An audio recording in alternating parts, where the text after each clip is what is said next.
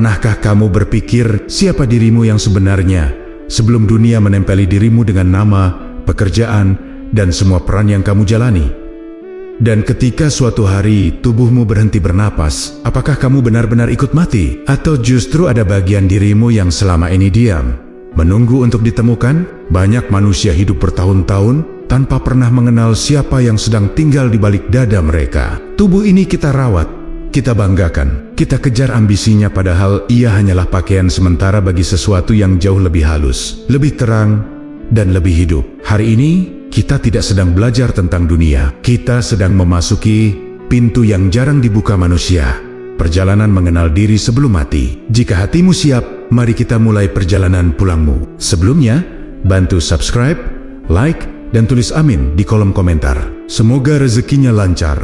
Amin. Sejak kecil kita tumbuh dengan satu keyakinan yang tidak pernah kita pertanyakan, bahwa diri kita adalah nama yang dipanggil orang, tubuh yang kita lihat di cermin, dan peran yang kita jalani setiap hari. Kita belajar menghafal identitas itu seolah itulah diri sejati kita. Namun, seiring waktu berjalan, muncul satu bisikan halus di dalam hati, bisikan yang sering kita abaikan. Jang bertanya, benarkah itu dirimu? Atau hanya lapisan terluar yang kamu kenakan sementara? Pertanyaan itu terdengar kecil, tetapi bila kita berani diam sejenak dan mendengarkannya, ia mampu mengubah seluruh cara kita memandang hidup. Setiap manusia pasti pernah merasakan momen ketika ia berhenti sejenak dari keramaian. Momen ketika suara hati bertanya, siapa aku sebenarnya? Pertanyaan itu muncul bukan tanpa alasan. Ia muncul karena ada bagian dari diri kita yang selama ini tidak kita kenali.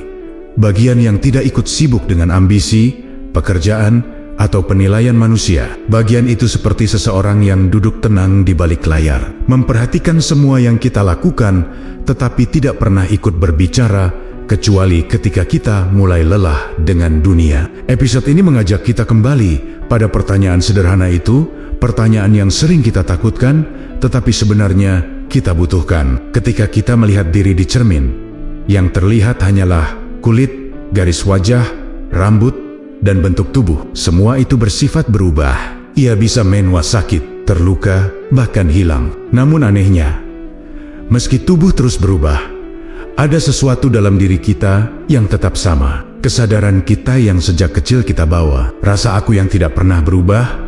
Meski tubuh berganti setiap 7 tahun, jika tubuh terus berganti, tetapi rasa aku tetap sama, berarti ada sesuatu yang lebih asli dari tubuh fisik ini. Sesuatu yang tidak bisa disentuh oleh penyakit, usia, dan kematian. Dari sinilah pertanyaan besar muncul.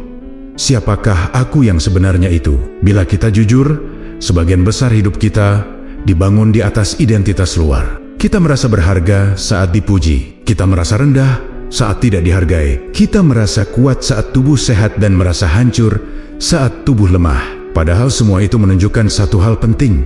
Kita selama ini mengira bahwa diri kita adalah tubuh. Kita lupa bahwa tubuh hanyalah alat kendaraan yang kita pakai untuk berjalan di dunia ini. Sama seperti seseorang yang memakai baju. Tubuh adalah pakaian. Ketika baju rusak, pemakainya tidak ikut rusak. Begitu pula ketika tubuh lemah atau menua, bukan berarti diri sejati kita ikut runtuh. Episode pertama ini adalah undangan untuk melihat ke dalam lebih jauh, untuk berani bertanya, kalau tubuh ini bukan aku, lalu siapa aku? Pertanyaan ini bukan untuk menakutkan kita, tetapi untuk mengingatkan bahwa nilai diri tidak bisa diukur dari hal-hal yang akan hilang. Kita bukan wajah yang berubah, kita bukan peran yang bisa digantikan, kita bukan materi yang akan kembali menjadi tanah. Kita adalah sesuatu yang lebih halus, lebih hidup, dan lebih peka dari segala yang tampak. Kita adalah kesadaran yang selalu hadir, bahkan ketika seluruh dunia menjauh. Di akhir episode ini, satu hal penting perlu disadari. Perjalanan mengenal diri bukan dimulai dari jawaban, tetapi dari keberanian untuk bertanya. Dan ketika seseorang mulai mempertanyakan siapa dirinya sebelum mati, disitulah ia telah memulai langkah pertamanya menuju kehidupan ruhani yang sebenarnya. Episode berikutnya akan membawa kita lebih dalam, memahami bahwa tubuh hanyalah pakaian sementara bagi ruh yang jauh lebih abadi. Ketika kita melanjutkan perjalanan ini, ada satu kenyataan penting yang harus kita letakkan di awal. Tubuh yang kita miliki sekarang bukanlah diri kita yang sebenarnya. Tubuh hanyalah sesuatu yang kita pakai sementara untuk menjalani kehidupan di dunia. Ia adalah kendaraan yang Allah titipkan agar kita bisa merasakan, belajar, dan mengenal apa itu hidup. Namun seperti semua kendaraan, tubuh memiliki masa pakai. Ia bisa lelah, rusak, menua, dan suatu hari akan ditinggalkan. Dan ketika itu terjadi, sesuatu dalam diri kita tetap hidup. Inilah tanda bahwa tubuh bukan inti dari diri kita, melainkan hanya baju yang menyelimuti ruh. Bayangkan, seseorang mengenakan pakaian yang sangat indah. Pakaian itu mungkin membuatnya terlihat menawan, dihormati, atau dipandang dengan kekaguman. Tetapi ketika pakaian itu dilepas, orang tersebut tetaplah dirinya. Pakaian tidak mengubah siapa ia sebenarnya. Tubuh bekerja dengan cara yang sama. Ia bisa membuat kita terlihat kuat atau lemah, tampan atau biasa, muda atau tua. Namun, semua itu hanyalah rupa luar yang tidak menyentuh jati diri. Ketika kita menganggap tubuh sebagai pusat nilai diri, maka kita akan terus hidup dengan rasa takut menua, takut sakit, takut tidak diterima, dan takut kehilangan apa yang sebenarnya bukan milik kita. Disinilah banyak manusia terperangkap. Mereka mengira bahwa tubuh yang dilihat orang lain adalah cermin dari diri sejati mereka. Mereka mengejar pujian, memperindah penampilan, dan membangun identitas berdasarkan apa yang mata manusia mampu lihat.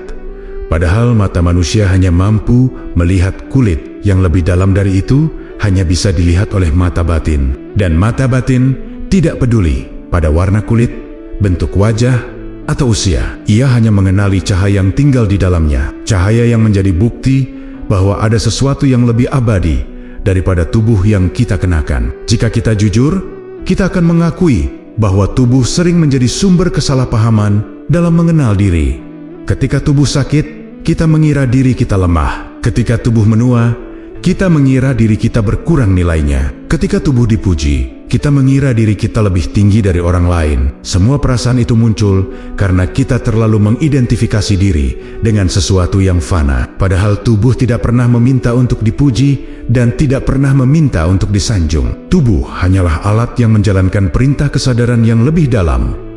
Ia tidak mengendalikan siapa kita. Ia hanya mengikuti apa yang ada di baliknya. Untuk mengenal diri sebelum mati, kita perlu mulai menjauh dari identitas fisik ini. Bukan berarti kita meninggalkan tubuh, tetapi kita berhenti menjadikannya pusat hidup. Kita merawat tubuh karena itu amanah, tetapi kita tidak lagi menjadikannya penentu harga diri. Ketika seseorang mulai melihat tubuh seperti ia melihat kendaraan bermanfaat, diperlukan, tetapi bukan inti diri, maka hatinya perlahan menjadi lebih ringan. Ia tidak lagi terbebani oleh penilaian dunia, karena ia tahu dirinya tidak berhenti pada apa yang terlihat oleh mata. Di akhir episode ini, satu pemahaman penting harus kita pegang.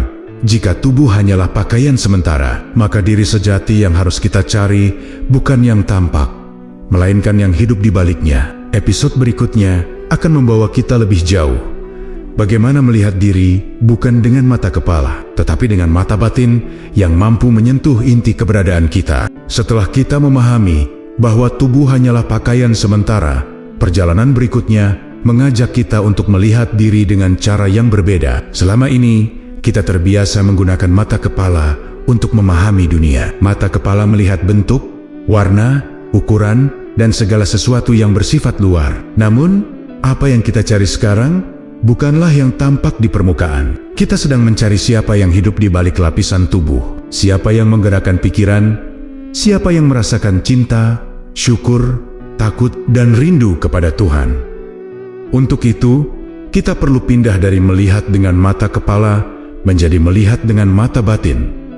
Mata batin tidak bekerja seperti mata fisik. Mata fisik membutuhkan cahaya luar, sementara mata batin justru menyala dari dalam. Ketika seseorang mulai melihat dengan mata batin, ia tidak lagi bertanya tentang bagaimana rupa dirinya. Ia bertanya tentang bagaimana keadaan jiwanya. Ia tidak lagi fokus pada apa yang terlihat oleh orang lain, tetapi pada apa yang ia rasakan ketika dunia sepi. Ia mulai menyadari bahwa banyak hal yang selama ini ia kejar dan banggakan hanyalah bayangan yang menutupi cahaya batin yang lebih asli. Cermin bagi mata kepala hanya memantulkan permukaan, namun cermin bagi mata batin memantulkan kedalaman diri. Saat kita berdiri di depan cermin, kita melihat kulit, tulang, otot dan rambut. Kita melihat wajah yang berubah sedikit demi sedikit setiap tahun. Kita melihat jejak usia, letih, atau semangat yang menempel pada raut muka. Namun jika kita menutup mata sejenak, kita bisa merasakan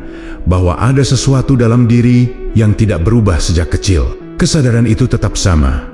Rasa aku itu tetap ada. Meski tubuh bertambah besar, meski suara berubah, meski raut wajah bergeser, ada sesuatu yang diam mengamati semuanya. Itulah ruh, cahaya hidup yang ditempatkan Allah di dalam diri kita. Mata batin adalah cara untuk melihat hal itu. Melihat dari mata batin berarti mengalihkan fokus dari dunia luar menuju dunia dalam. Dunia luar penuh dengan kebisingan. Ia meminta kita menjadi kuat, cantik, sukses, dan diakui. Namun dunia dalam memiliki bahasa yang berbeda. Ia meminta kejujuran, ketenangan, dan keberanian untuk menghadapi diri sendiri. Sebagian orang takut menatap dunia dalam karena di sana tidak ada topeng, tidak ada gelar, tidak ada pujian, tidak ada pengakuan.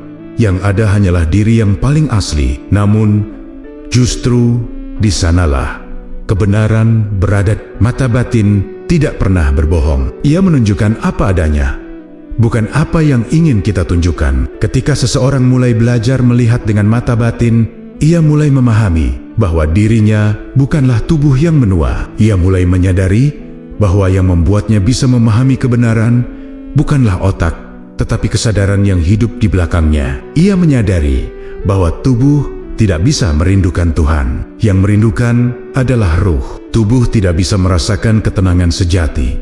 Yang merasakan adalah nurani. Dan tubuh tidak bisa mengenal Allah. Yang mengenal adalah cahaya batin yang Allah titipkan di dalam dirinya. Di akhir episode ini, kita menyadari satu hal penting.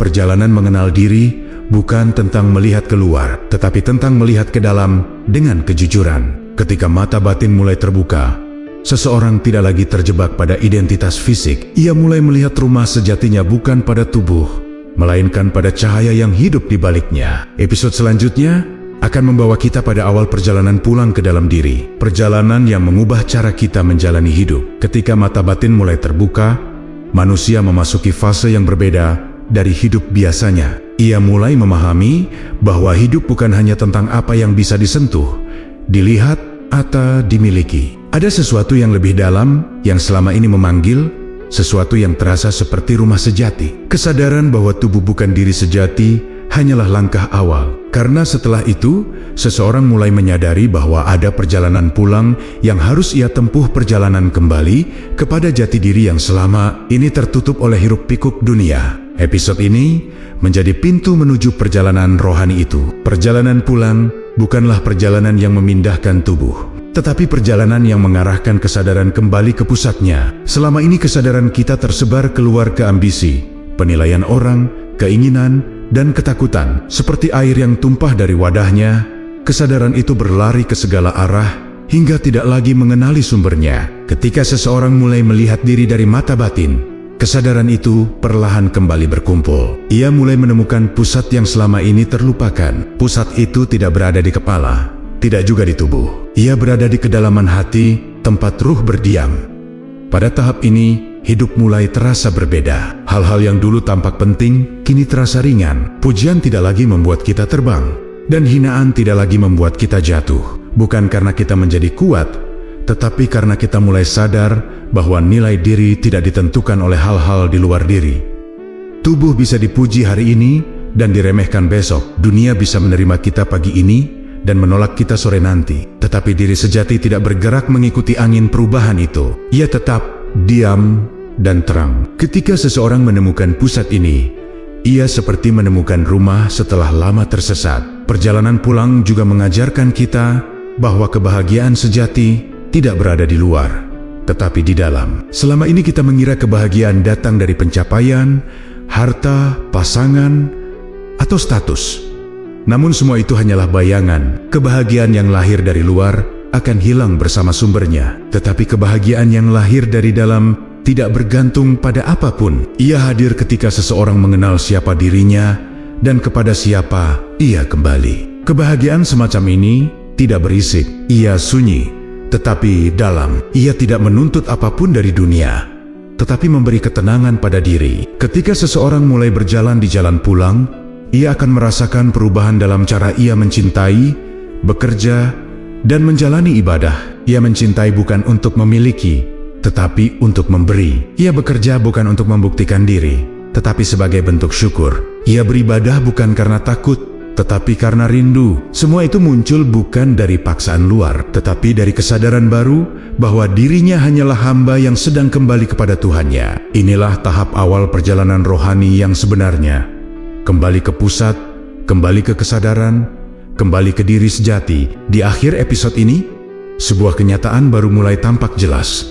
Perjalanan pulang selalu dimulai dari kesadaran bahwa diri ini bukan tubuh. Dan ketika seseorang mulai menapaki path ini, ia sedang menyiapkan dirinya untuk memasuki wilayah yang lebih halus, wilayah suara hati yang selama ini hanya terdengar ketika dunia di luar mulai diam. Episode berikutnya akan membuka pintu itu dan membawa kita pada cahaya petunjuk yang ditiupkan Tuhan ke dalam dada manusia. Dalam perjalanan pulang menuju diri sejati, ada satu cahaya yang disiapkan Allah untuk setiap manusia. Cahaya itu tidak tampak oleh mata fisik, tetapi dapat dirasakan oleh jiwa yang mulai tenang. Ia bukan suara keras yang memerintah, bukan pula petir yang datang tiba-tiba. Ia justru hadir dalam bentuk paling lembut, suara hati. Suara hati ini bukan sekadar dorongan perasaan atau firasat yang samar.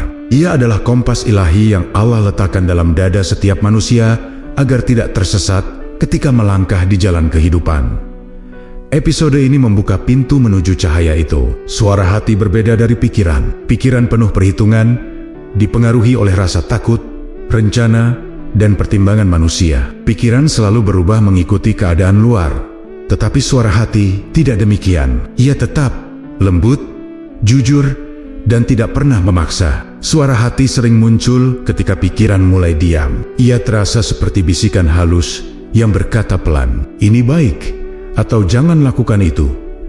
Kadang ia hanya muncul sebagai rasa sesak yang memperingatkan kita ketika kita berada di jalan yang salah. Dan kadang ia muncul sebagai ketenangan yang mendalam ketika kita mendekati jalan yang benar. Inilah petunjuk yang tidak bisa dibohongi. Namun, banyak manusia kehilangan kemampuan untuk mendengarnya, bukan karena suara hati berhenti berbicara, tetapi karena dunia terlalu bising di sekitar kita. Kita terlalu sibuk mencari pengakuan, terlalu tenggelam dalam ambisi, terlalu banyak mendengarkan suara luar. Setiap hari kita dikejar oleh target, pendapat orang, dan rasa cemas yang tidak pernah selesai. Semua itu membuat hati kita tertutup oleh debu dunia. Suara hati sebenarnya tetap menyala seperti lilin kecil, tetapi cahayanya tertutup oleh lapisan-lapisan kesibukan yang kita biarkan menumpuk dari waktu ke waktu. Untuk mendengar kembali suara hati, seseorang harus berani memperlambat langkahnya. Ia perlu berhenti sejenak dari hidup yang selalu berlari. Ketika ia duduk diam, menenangkan pikiran, dan mulai melihat ke dalam, perlahan-lahan suara hati kembali terdengar. Mula-mula hanya samar, lalu sedikit lebih jelas, sampai akhirnya ia menyala seperti lampu yang mulai bersih dari debu. Banyak orang merasakan ini ketika mereka berada dalam keheningan malam, saat dunia tidur dan tidak ada lagi suara yang memanggil kecuali suara dari dalam diri. Di situ, manusia kembali mengenali arah yang selama ini dicari. Ketika seseorang hidup mengikuti suara hati, jalannya akan berubah. Ia tidak lagi membuat keputusan berdasarkan tekanan manusia, tetapi berdasarkan apa yang paling jujur bagi jiwanya. Ia tidak lagi takut memilih jalan yang sunyi karena ia tahu ada cahaya yang membimbingnya. Ia tidak lagi mudah goyah oleh komentar atau penilaian orang lain. Suara hati membuat langkahnya tenang, tidak tergesa, tetapi pasti. Setiap keputusan terasa lebih ringan karena ia tahu yang ia ikuti bukan hawa nafsu atau kecemasan, tetapi petunjuk dari tempat paling dalam, tempat ruh bertemu dengan cahaya Tuhan. Di akhir episode ini, kita mulai memahami bahwa perjalanan mengenal diri tidak bisa dipisahkan dari kemampuan mendengar suara hati. Suara hati inilah pintu kecil menuju cahaya besar. Dan ketika seseorang belajar hidup berdasarkan kompas batin ini, ia tidak akan benar-benar tersesat, meski seluruh dunia meragukan langkahnya. Episode berikutnya akan membawa kita pada lapisan lebih halus lagi, yaitu apa yang menghalangi cahaya itu.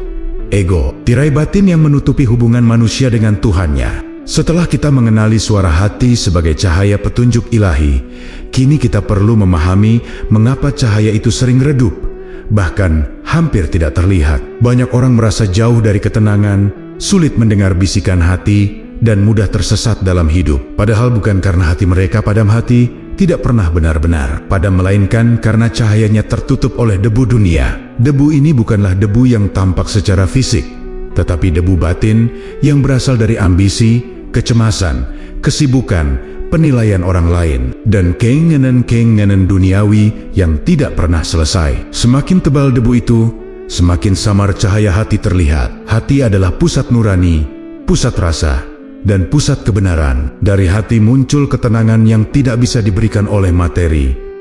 Dan dari hati pula muncul kegelisahan yang tidak bisa ditenangkan oleh dunia. Hati bekerja seperti lampu di ruangan gelap. Jika lampu itu bersih, ia memancarkan cahaya yang terang dan menuntun langkah kita. Namun jika permukaannya penuh debu, cahaya itu tetap ada, tetapi tidak mampu menembus kegelapan. Manusia sering salah mengira bahwa cahaya itu hilang, padahal yang hilang hanyalah kejernihan permukaannya. Dan tugas kita dalam perjalanan mengenal diri adalah membersihkan permukaan itu sedikit demi sedikit. Debu dunia biasanya hadir tanpa kita sadari. Ambisi yang membuat kita berlari tanpa henti adalah debu. Ketakutan akan kehilangan adalah debu. Rasa ingin terlihat baik di mata manusia adalah debu. Begitu pula kecemasan yang muncul dari membandingkan diri dengan orang lain. Semua itu menempel pada hati seperti lapisan tipis yang makin lama makin tebal. Kita mungkin tidak merasakannya di awal, tetapi lama-kelamaan hati mulai gelap. Suara hati menjadi samar.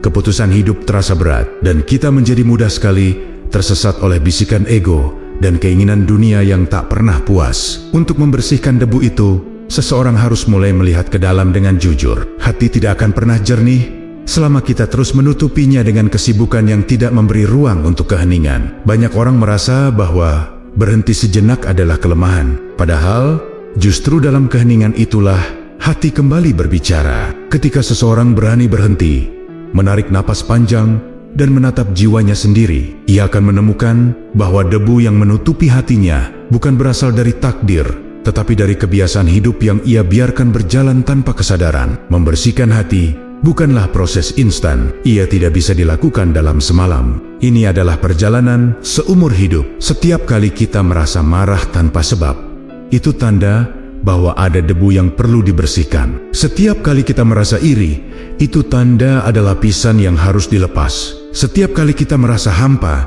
meski sudah mendapatkan banyak hal, itu tanda bahwa hati meminta kita untuk kembali. Membersihkan hati berarti memperhatikan apa yang kita izinkan masuk ke dalam diri, pikiran, emosi, niat, dan tujuan hidup. Ketika hati mulai jernih, cahaya yang tadinya redup berubah menjadi terang. Kita mulai merasakan kembali bisikan lembut yang pernah hilang. Keputusan hidup menjadi lebih mudah karena kita tidak lagi digerakkan oleh dunia luar, tetapi oleh cahaya dari dalam. Di akhir episode ini, kita mulai memahami bahwa menjaga hati tetap bersih adalah syarat utama untuk melihat jalan pulang dengan jelas. Episode berikutnya akan mengajarkan bagaimana memperdengarkan kembali suara hati dan membiarkannya memandu langkah kita ke arah yang lebih tenang dan benar. Ketika hati mulai dibersihkan dari debu dunia, cahaya yang semula redup perlahan muncul kembali. Cahaya itu bukan berupa kilatan besar, tetapi lebih mirip nyala lilin kecil dalam ruangan gelap.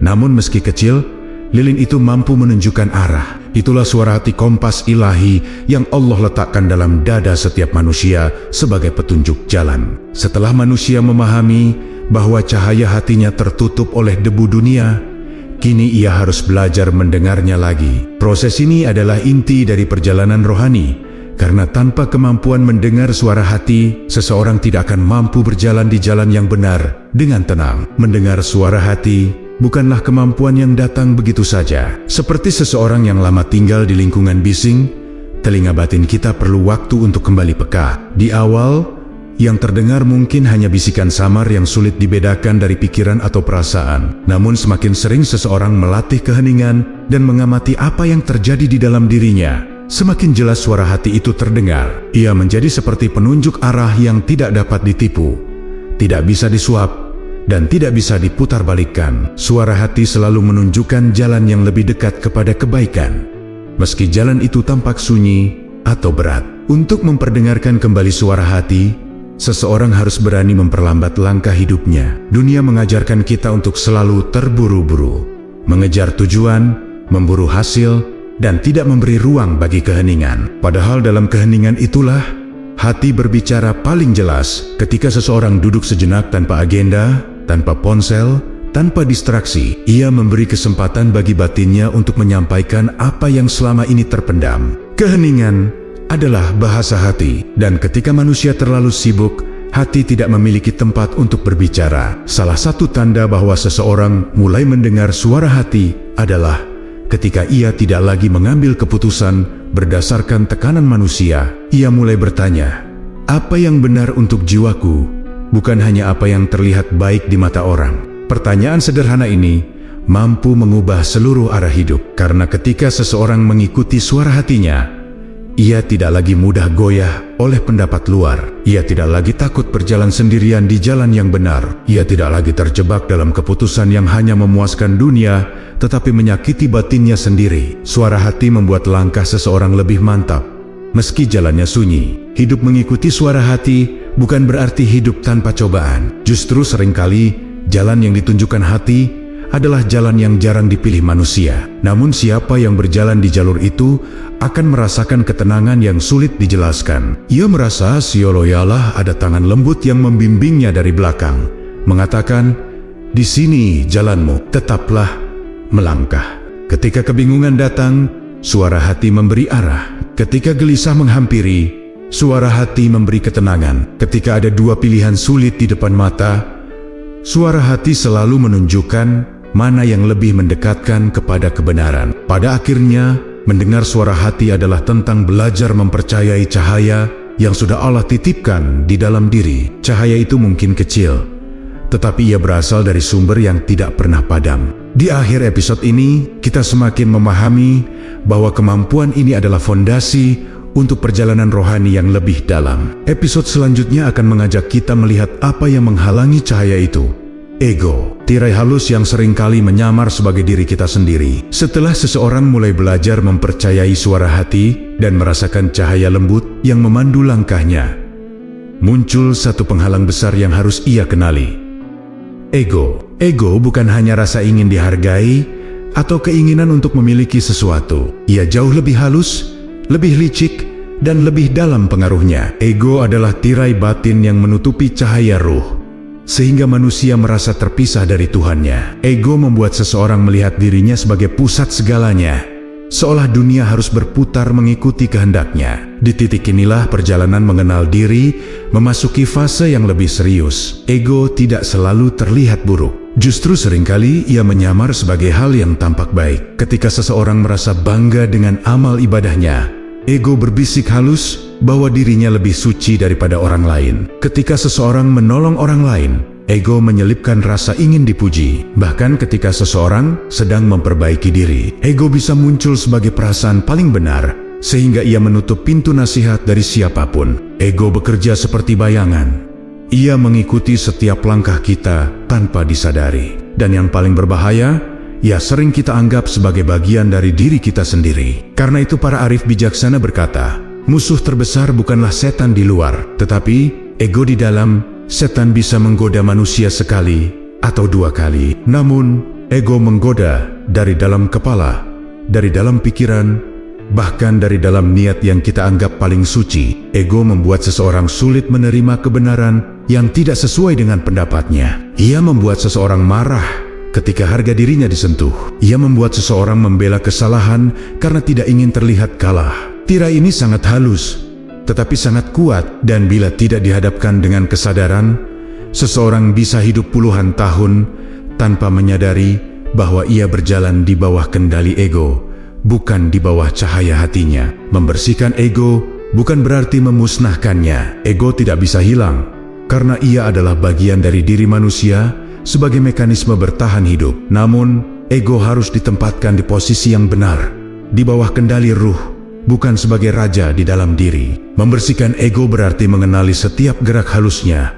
Ketika kita merasa ingin dipuji, ketika kita mudah tersinggung, ketika kita ingin menang dalam setiap percakapan, ketika kita merasa kebaikan kita lebih tinggi daripada kebaikan orang lain. Sadarilah bahwa semua itu bukan suara hati. Itu adalah suara ego yang menyamar. Untuk melemahkan ego, seseorang harus berani mengakui kelemahan diri. Ego tidak tahan pada kerendahan hati. Ketika seseorang berkata dalam dirinya, "Aku ini lemah. Ya Allah, aku ini sedikit ilmu. Aku ini hanya hamba." Saat itu, ego mulai runtuh. Ketika seseorang memilih diam daripada menang dalam perdebatan, ego melemah. Ketika seseorang menerima kritik dengan lapang, ego retak. Dan ketika seseorang mengembalikan semua keberhasilan kepada Allah, ego kehilangan kekuatannya. Proses ini tidak mudah. Ia memerlukan kejujuran yang dalam dan keberanian untuk melihat diri apa adanya. Di akhir episode ini, kita sampai pada satu kesimpulan penting. Tidak ada perjalanan menuju diri sejati tanpa menghadapi ego. Tirai ini harus mulai disingkap agar cahaya hati dapat bersinar lebih terang. Episode berikutnya akan membawa kita ke puncak konflik batin. Bagaimana membersihkan ego dalam perjalanan panjang yang memerlukan ketekunan dan kesadaran penuh.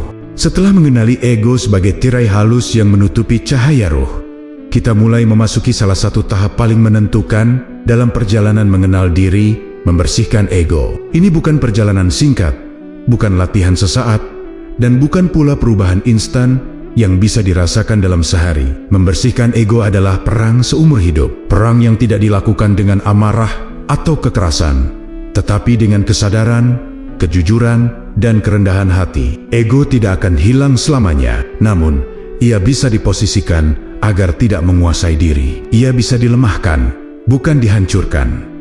Ego tumbuh dari rasa aku yang berlebihan. Aku lebih tahu, aku lebih benar, aku harus diakui, aku harus menang. Semua itu terdengar wajar, bahkan sering dianggap sebagai bentuk percaya diri. Namun bila ditelusuri lebih dalam, suara itu datang dari ego, bukan dari cahaya hati. Hati tidak pernah merasa perlu menang. Hati tidak ingin terlihat paling baik. Hati tidak mencari pengakuan. Hati ingin ketenangan, tetapi ego ingin keunggulan. Inilah sebabnya ego menjadi musuh terbesar dalam perjalanan spiritual. Ia membuat seseorang menjauh dari kejujuran batin yang sebenarnya ingin mendekatkan diri kepada Allah. Membersihkan ego dimulai dari kesadaran bahwa kita hanyalah hamba. Sebagian orang merasa sulit mengakui kelemahan karena mereka takut terlihat kecil. Padahal mengakui kelemahan justru membuat kita besar di mata Allah.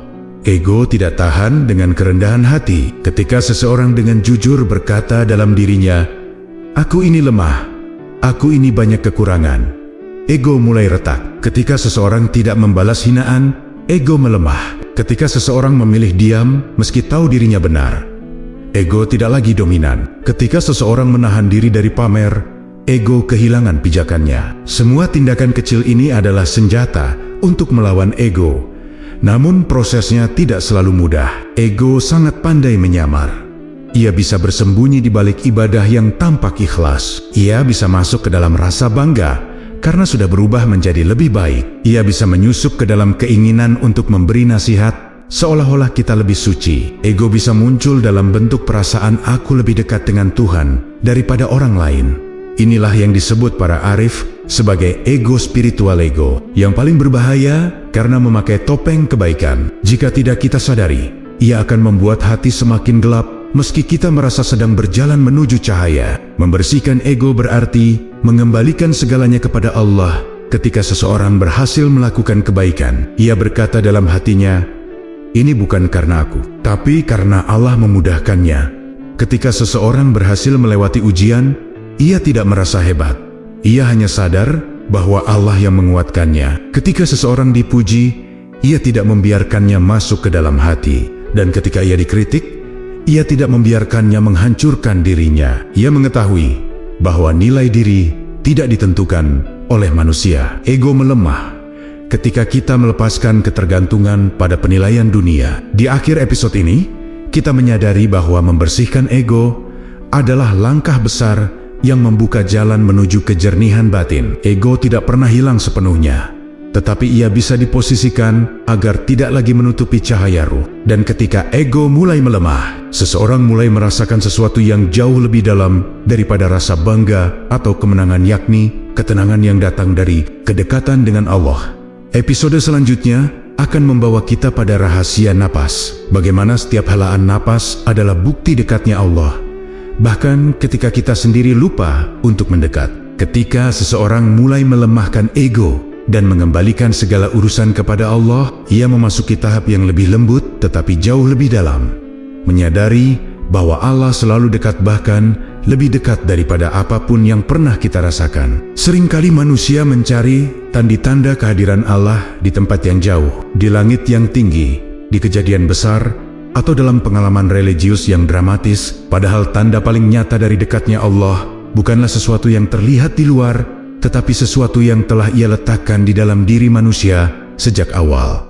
Napas. Setiap tarikan napas yang masuk adalah karunia yang diberikan Allah tanpa diminta. Setiap hembusan yang keluar adalah izin yang diberikan Allah untuk melanjutkan hidup. Kita tidak mengeluarkan energi apapun untuk bernapas. Kita melakukannya tanpa kesadaran, tanpa perintah, tanpa usaha. Jika kita disuruh mengatur napas sendiri, hidup tidak akan bertahan sedetik pun. Napas adalah bukti bahwa Allah mengurus kita setiap detik, bahkan ketika kita lalai. Karena itu para ahli hikmah menyebut napas sebagai tanda cinta yang paling lembut dari Allah kepada makhluknya. Namun, karena napas begitu dekat, manusia sering menganggapnya biasa. Kita menghargai hal-hal jangkau, tetapi melupakan hal-hal yang setiap detik menjaga hidup kita. Kita mencari ketenangan di luar, padahal ketenangan itu ada dalam helaan napas yang selama ini kita hirup tanpa rasa syukur. Napas adalah bahasa kehadiran ilahi yang paling halus. Setiap kali kita menghirup udara, sebenarnya kita sedang menerima kasih sayangnya. Setiap kali kita menghembuskannya, kita sedang mengembalikan diri kepadanya. Ini bukan sekadar proses biologis, ini adalah hubungan spiritual yang terjadi tanpa kata-kata. Ketika seseorang duduk tenang, menarik napas perlahan, dan menyadari bahwa setiap tarikan napas adalah pemberian, tiba-tiba dunia yang bising terasa mengecil. Kecemasan yang besar terasa melemah. Rasa takut yang menghimpit perlahan mencair. Sebab pada momen itu, seseorang tidak hanya bernapas, ia hadir. Ia menyadari bahwa sejak awal hidup, ada yang menjaga dirinya tanpa ia minta. Ia menyadari bahwa Allah tidak pernah menjauh, bahkan ketika ia sendiri yang pergi. Dan saat kesadaran itu muncul, hati menjadi lembut seperti tanah yang siap menerima hujan. Napas adalah zikir paling halus, tidak terdengar oleh telinga, tetapi didengar oleh jiwa. Setiap tarikan napas adalah penerimaan rahmat. Setiap hembusan adalah bentuk penyerahan diri. Ketika seseorang mulai menyadari ini dengan benar, seluruh hidupnya berubah. Ia tidak lagi merasa sendirian, ia tidak lagi merasa ditinggalkan, ia tidak lagi merasa harus mengendalikan segala hal dalam hidupnya. Karena ia tahu bahwa selama napas masih diberikan, Allah sedang menuntunnya, mencukupinya, dan menjaganya. Dan ketika kesadaran ini terus tumbuh, seseorang mulai melihat pola dalam hidupnya. Ia melihat bahwa setiap kesulitan, setiap jalan buntu, dan setiap air mata yang jatuh selalu ditemani oleh napas yang tetap berjalan. Artinya, Allah tetap memeluknya di tengah badai. Di akhir episode ini, kita memahami bahwa kesadaran akan napas bukan sekadar latihan ketenangan, tetapi pintu yang membuka hubungan langsung dengan Allah. Episode selanjutnya akan membawa kita lebih dalam. Bagaimana napas itu adalah zikir yang menghubungkan manusia dengan ketenangan ilahi yang tidak bisa dibeli dengan apapun. Ketika seseorang mulai menyadari bahwa setiap tarikan dan hembusan napas adalah bukti kehadiran Allah yang tidak pernah putus, ia memasuki tahap kesadaran yang lebih halus. Napas tidak lagi dipandang sebagai proses biologis semata, tetapi sebagai zikir yang terus berlangsung di dalam diri tanpa henti. Ia adalah zikir yang tidak membutuhkan suara, tidak membutuhkan gerakan, dan tidak membutuhkan waktu tertentu. Ia mengalir begitu saja, mengingatkan manusia bahwa Allah lebih dekat dari urat lehernya. Kesadaran inilah yang mengubah napas menjadi ibadah paling sunyi, sekaligus paling tulus. Zikir lisan bisa terhenti ketika manusia sibuk. Zikir pikiran bisa hilang ketika diuji oleh masalah. Namun zikir napas tidak pernah berhenti, karena Allah yang menggerakkannya. Disinilah letak keajaiban spiritualnya. Ketika seseorang menarik napas dan menyadari bahwa itu adalah pemberian Allah, hatinya melembut. Ketika ia menghembuskan napas dengan kesadaran bahwa itu adalah bentuk penyerahan diri, hatinya menjadi lapang. Dan ketika ia terus hidup dalam alur ini, ia merasakan ketenangan yang tidak bisa diciptakan oleh teknik meditasi atau kata-kata motivasi manapun. Ketenangan itu datang dari hubungan langsung antara hamba dan Tuhannya. Namun, untuk merasakan napas sebagai zikir, seseorang harus hadir. Kehadiran ini tidak berarti menghentikan aktivitas atau menjauh dari dunia. Kehadiran berarti menghadiri dirinya sendiri, menyadari apa yang terjadi di dalam dirinya ketika dunia luar bergerak begitu cepat. Ketika seseorang hadir dalam napasnya, ia menyadari betapa sering ia hidup tanpa benar-benar hidup. Betapa banyak hari ia lalui dalam keadaan otomatis, sia-sialah jiwa tertinggal, sementara tubuh bergerak. Napas yang disadari membuat seseorang kembali utuh. Ia kembali berada dalam dirinya, bukan dalam pikirannya yang melayang ke masa lalu atau masa depan. Napas juga menjadi pengingat bahwa manusia tidak pernah benar-benar sendirian. Ketika seseorang duduk dalam kesendirian, dunia mungkin tampak sunyi, namun napas yang mengalir lembut mengingatkannya bahwa Allah tetap bersamanya. Bahkan ketika ia tidak sedang salat, tidak sedang berdoa, tidak sedang berzikir dengan lisan, Allah tetap menuntun setiap detik hidupnya melalui napas yang diberikan tanpa putus. Kesadaran ini membuat seseorang tidak lagi mudah hanyut dalam kecemasan. Ia tahu bahwa jika Allah masih mengizinkannya bernapas, berarti masih ada kasih sayang, masih ada kesempatan, dan masih ada tujuan yang harus ia jalani. Pada tahap ini, banyak orang mulai merasakan ketenangan yang selama ini mereka cari melalui berbagai cara. Mereka mencari di luar, tetapi ternyata jawabannya ada di dalam. Mereka mencari ketenangan dengan mengubah keadaan, tetapi ternyata ketenangan lahir dari menerima keadaan. Napas adalah jembatan menuju penerimaan itu. Ketika seseorang mengikuti arus napas dengan hati yang sadar, ia merasakan bahwa setiap detik hidupnya adalah pertemuan antara rahmat dan penyerahan diri. Dan dalam pertemuan itulah keteduhan batin lahir. Di akhir episode ini, kita memahami bahwa napas bukan hanya bukti kehidupan fisik, tetapi pengalaman spiritual yang menghubungkan manusia dengan Tuhannya tanpa henti. Napas adalah zikir yang paling sunyi dan paling jujur. Episode selanjutnya akan membawa kita menuju puncak konflik batin, konsep mati sebelum mati, kematian ego dan keterikatan dunia yang membuka pintu menuju makrifat. Setelah seseorang merasakan napas sebagai zikir paling halus dan menyadari kedekatan Allah dalam setiap helaannya, ia mulai memasuki salah satu pintu terbesar dalam perjalanan rohani, kematian sebelum kematian. Konsep ini sering terdengar menakutkan bagi banyak orang karena kita membayangkan kematian sebagai akhir dari hidup. Padahal kematian yang dibicarakan para arif bukanlah kematian fisik, bukan berhentinya jantung atau terputusnya napas. Kematian sebelum kematian adalah kematian batin terhadap segala hal yang membuat kita jauh dari Allah. Kematian yang justru melahirkan kehidupan baru, kehidupan yang lebih utuh dan lebih dekat kepada kebenaran. Ketika para waliullah mengatakan bahwa seseorang harus mati sebelum mati, maksudnya bukan meninggalkan dunia secara fisik, tetapi meninggalkan keakuan yang menutupi hubungan dengan Allah. Yang harus mati adalah ego, hawa nafsu, ambisi duniawi, keterikatan yang membuat hati berat, dan identitas palsu yang selama ini kita banggakan. Seseorang belum benar-benar hidup sampai ia mati dari dirinya sendiri. Ia harus mati dari kebanggaan yang membuatnya keras. Ia harus mati dari luka lama yang membelenggu. Ia harus mati dari dorongan ingin dikagumi manusia. Baru setelah itu ia akan bangkit sebagai dirinya yang sejati, bukan tubuh, bukan pikiran, tetapi ruh yang merdeka. Kematian batin ini bukan proses yang menyakitkan seperti yang dibayangkan. Sebaliknya, ia adalah kematian yang sangat indah. Ketika ego yang mati, hati menjadi lembut. Ketika keangkuhan yang mati, keteduhan muncul. Ketika hawa nafsu yang mati, kejernihan batin tumbuh. Pada tahap ini, seseorang mulai merasakan kehadiran Allah bukan hanya sebagai konsep, tetapi sebagai pengalaman. Ia tidak lagi sekadar percaya, tetapi merasakan. Ia tidak lagi hanya mengerti, tetapi mengalami. Kematian batin membuka pintu bagi cahaya masuk lebih dalam ke hati.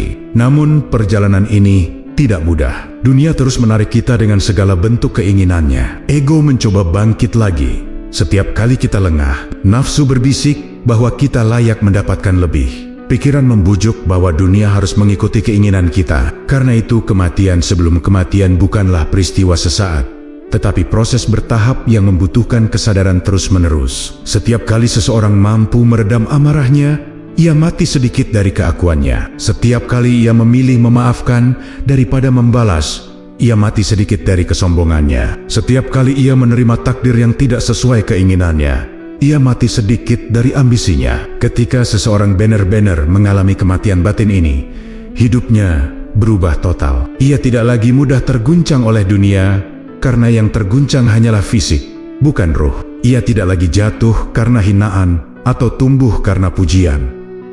Ia tidak lagi merasa dirinya pusat segalanya. Ia merasa cukup hanya dengan ridha Allah.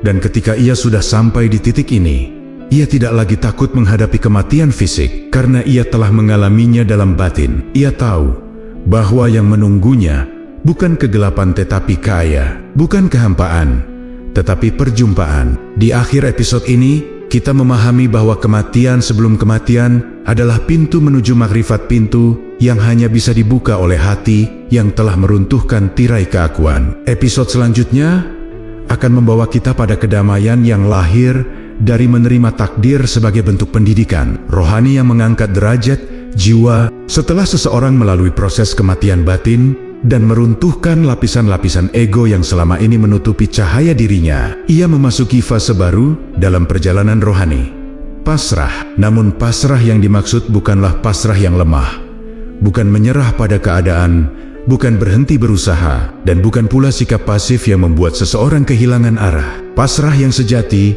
adalah keadaan ketika hati merasa cukup dengan kehendak Allah. Ketika seseorang menyadari bahwa hidup bukan tentang memaksa takdir mengikuti keinginannya, tetapi tentang menyesuaikan langkah dengan apa yang Allah pilihkan untuknya. Pasrah ini adalah bentuk kekuatan batin tertinggi. Orang yang pasrah bukan orang yang kalah, melainkan orang yang telah selesai berperang dengan dirinya sendiri. Ia tidak lagi berjuang untuk membuktikan apapun kepada dunia. Ia tidak merasa perlu memaksakan sesuatu yang tidak Allah bukakan. Ia tidak gelisah ketika rencananya berubah tiba-tiba, karena ia tahu bahwa ada tangan ilahi yang mengatur hidup lebih baik daripada yang bisa ia rencanakan sendiri. Di tahap ini, seseorang berhenti bertanya, "Mengapa hidup tidak sesuai keinginanku?" dan mulai bertanya, apa yang Allah ingin ajarkan melalui ini? Ketika seseorang mencapai pasrah yang benar, hatinya menjadi luas seperti langit. Ia tidak lagi mudah tersinggung, karena ego yang biasanya tersulut, kini telah melemah. Ia tidak lagi takut kehilangan,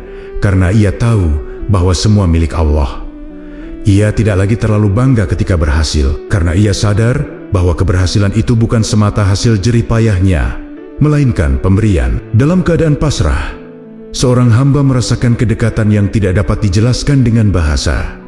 Ia merasa dijaga tanpa harus meminta. Ia merasa dipandu tanpa harus bertanya. Ia merasakan ketenangan yang lahir bukan dari keadaan luar, tetapi dari kepercayaan penuh kepada Allah di dalam dirinya. Namun pasrah tidak berarti berhenti berusaha. Justru sebaliknya, orang yang pasrah adalah orang yang berusaha lebih jujur. Ia bekerja semaksimal mungkin, tetapi hasilnya ia serahkan sepenuhnya kepada Allah.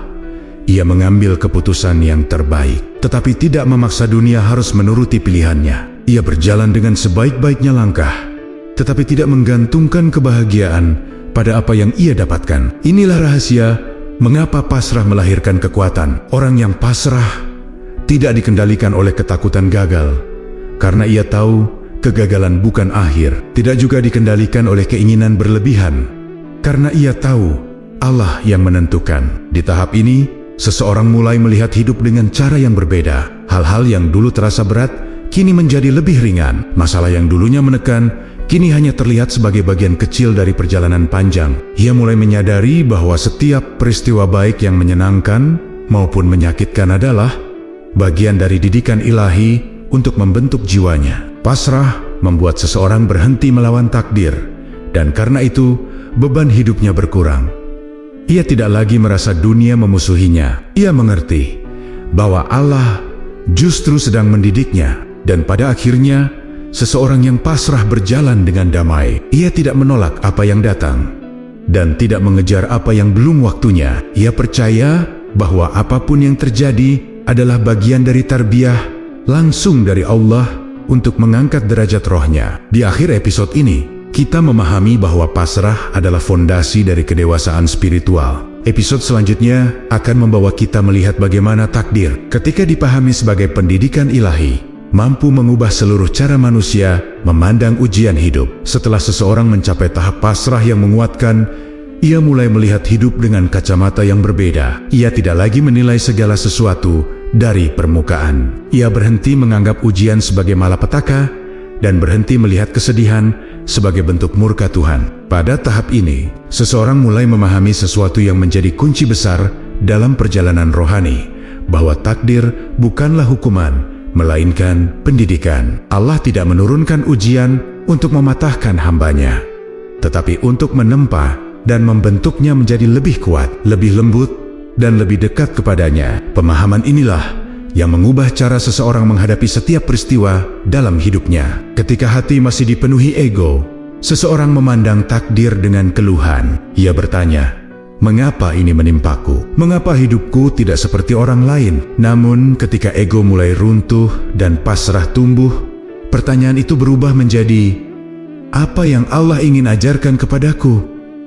Perubahan satu kalimat itu mengubah segalanya. Rasa sakit yang tadinya dianggap musibah berubah menjadi pelajaran. Kekecewaan yang dulu dianggap kegagalan berubah menjadi cara Allah membimbing. Bahkan kehilangan yang paling perih pun mulai terlihat sebagai cara Allah membersihkan hati dari keterikatan yang selama ini membelenggu. Allah mengenal hati setiap hamba-Nya lebih baik daripada siapapun. Ia tahu apa yang membuat kita tumbuh, apa yang melembutkan kita, dan apa yang membuat kita kembali kepadanya. Kadang Allah memberikan kesedihan agar kita berhenti menyombongkan diri. Kadang Ia memberikan kegagalan agar kita tidak tersesat dalam ambisi. Kadang Ia mengambil sesuatu agar kita melepaskan ketergantungan pada dunia. Dan kadang Ia memberi kebahagiaan agar kita bersyukur.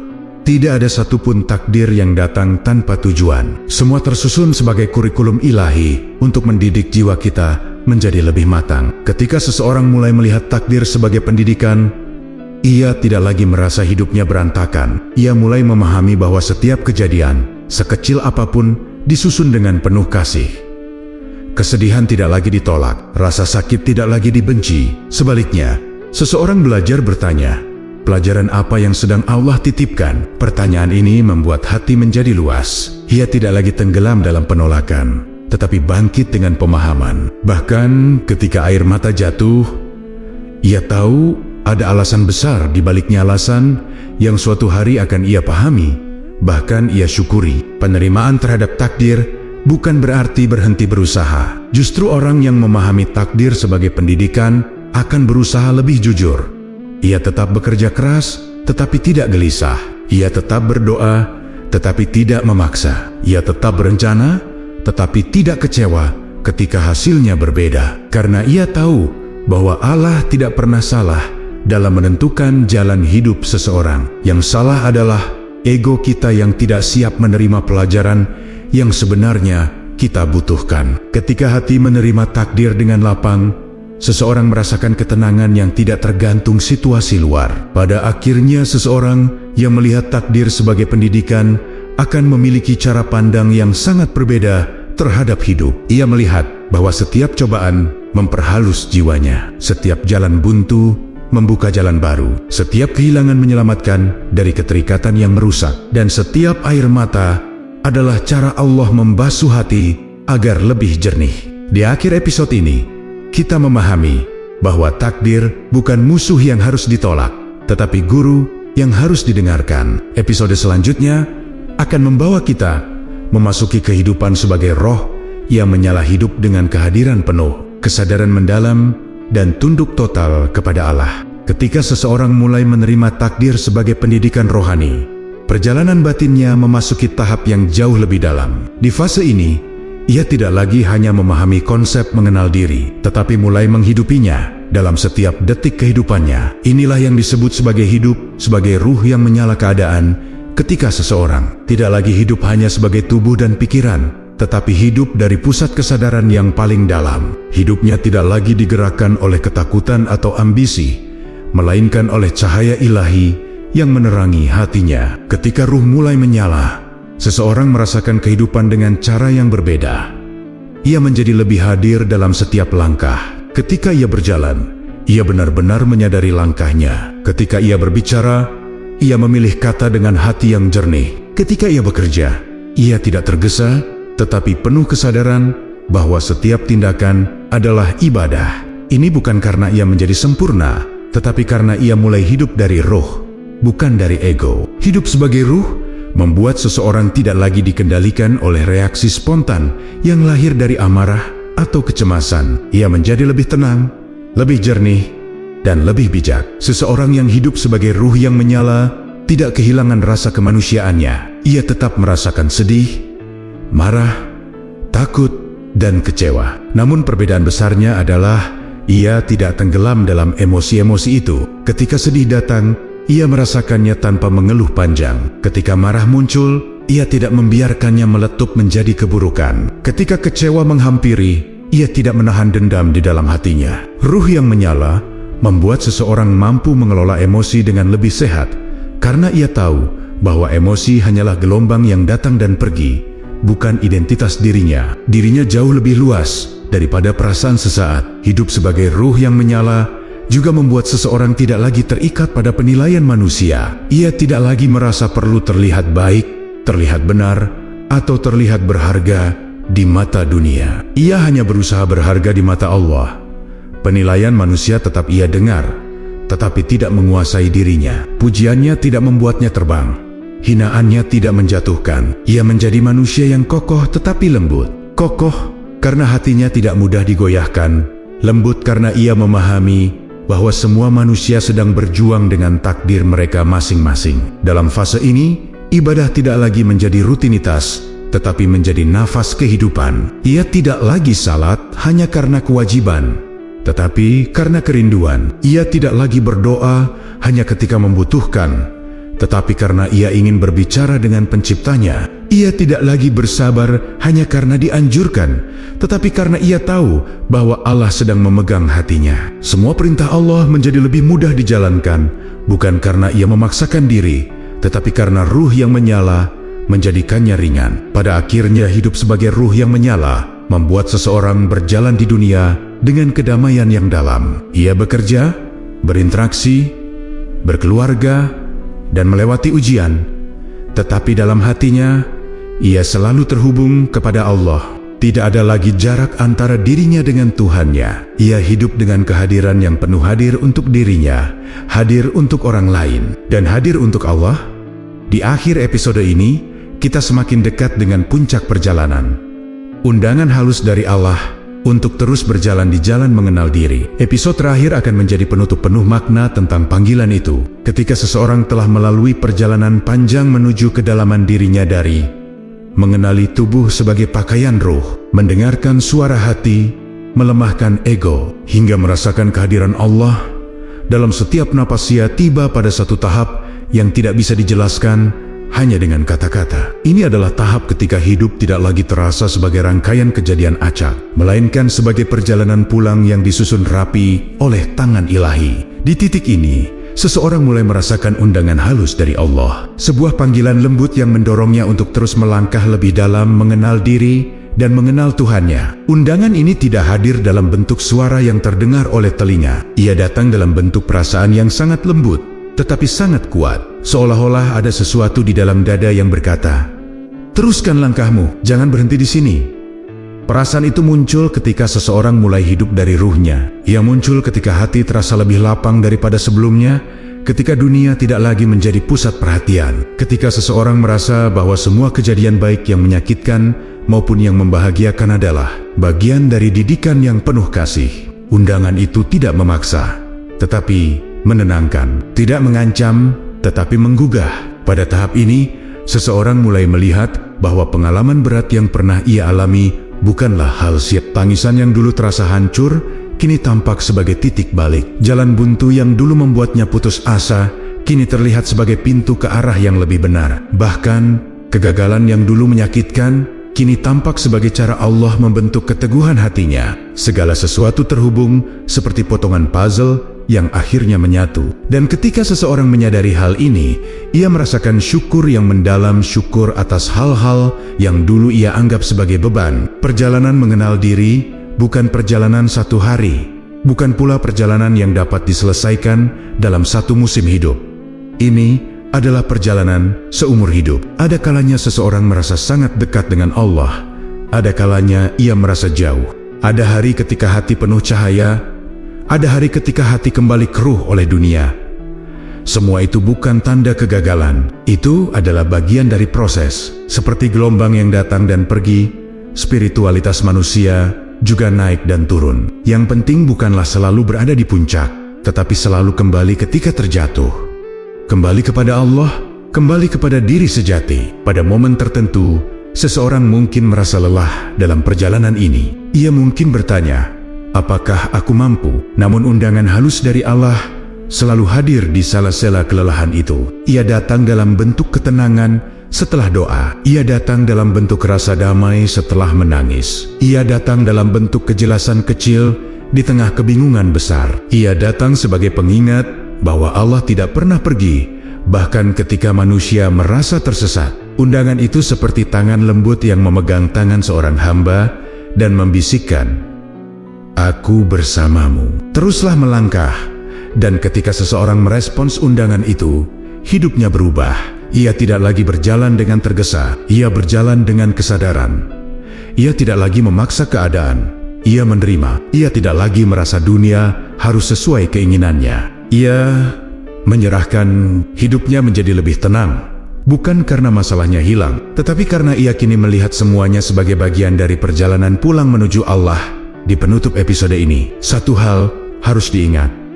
Jika kamu mendengar bacaan ini sampai akhir, itu bukan kebetulan. Itu adalah tanda bahwa hatimu sedang dipanggil untuk mengenal dirimu lebih dalam. Jalan ini panjang, tetapi indah. Melelahkan, tetapi menenangkan. Sunyi, tetapi penuh cahaya. Dan selama kamu terus berjalan, Allah akan selalu bersama setiap langkahmu. Perjalanan mengenal diri belum selesai, baru saja dimulai.